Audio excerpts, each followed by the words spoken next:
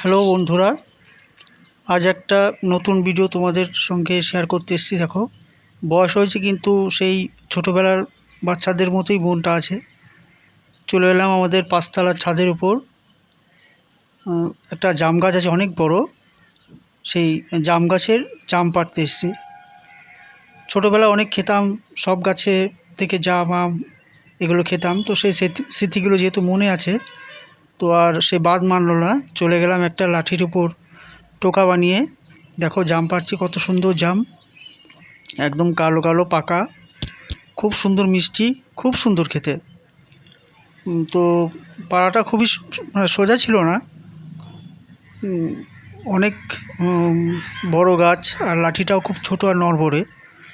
তো অনেক কষ্ট করে কিছু জাম পেরেছি। দেখো কত বড় গাছ, আর অনেক উঁচুতে, অনেক উঁচু, সারা গাছ ভর্তি জাম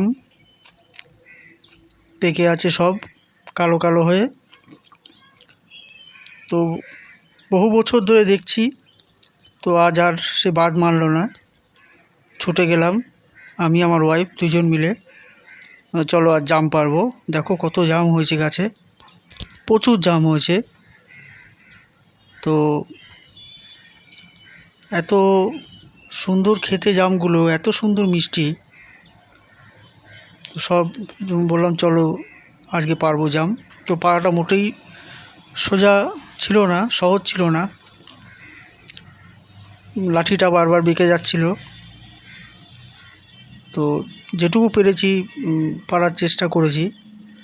আর খেতে তো হবেই, যে করে হোক, কষ্ট হোক আর যাই হোক, জাম খাবো, সেই একটা মানে পণ নিয়েই গেছিলাম। দেখো কত সুন্দর পাকা পাকা জাম।